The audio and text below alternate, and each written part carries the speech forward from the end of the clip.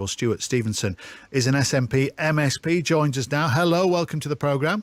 Hello there, Tony. So why should the SNP be involved? Well, let's just start with the SNP has more members than the Conservative Party, so represents a bigger political constituency. But seriously, the SNP put forward as long ago as December 2016 a different vision, a vision that involves the UK as a whole staying in the customs union and the single market.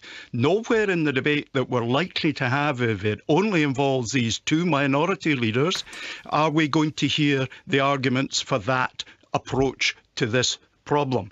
And Chris said the more the merrier, and I absolutely agree with him. And he also raised the issue of fish, which for my constituents is a defining issue around the whole issue of Brexit. It's unlikely Jeremy Corbyn or Theresa May will raise that issue or the issue of Northern Ireland and Scotland, who voted, of course, to remain. I see your point, but if the SNP were there to argue for remain, isn't that in a way away from the object of the debate, because that was the argument that was held at the time of the referendum?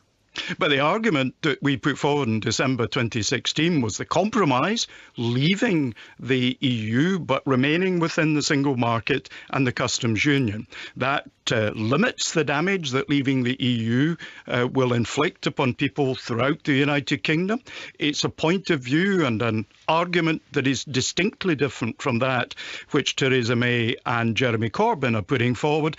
And it would be perverse for that argument not to be part of the debate around where we go from this uncomfortable position that we all find ourselves in. So the SNP would go on there to advocate Brexit?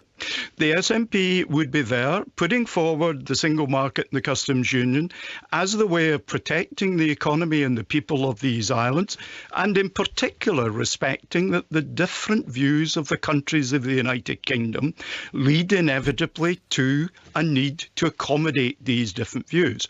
We've never had a substantive response from Theresa May or her government to the SNP proposal made in December 2016 for the single market and the customs union, and repeated in other papers. We've put forward well worked out plans, just, if you like, as the UK government now has. It's proper that these put in opposite sides of the scale. The debate accommodates them both. I'm not sure Jeremy Corbyn has published anything particularly definitive. Perhaps the SNP have a bigger case to be there than the smaller Conservative Party or the Labour Party that has no developed plan.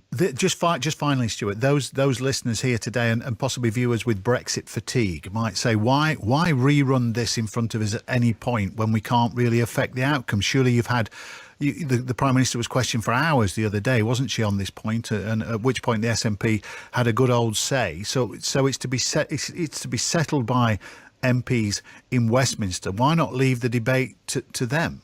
Well, if you're suggesting it should be one of the SNP MPs, well, let's hear that suggestion.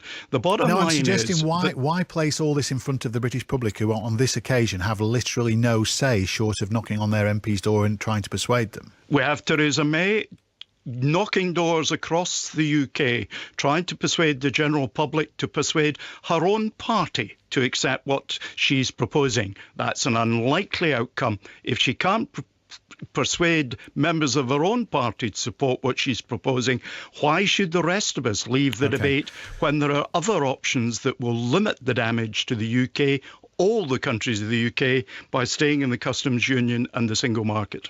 Stewart, we will watch developments with interest. Thank you. Thanks for your time. Thank you.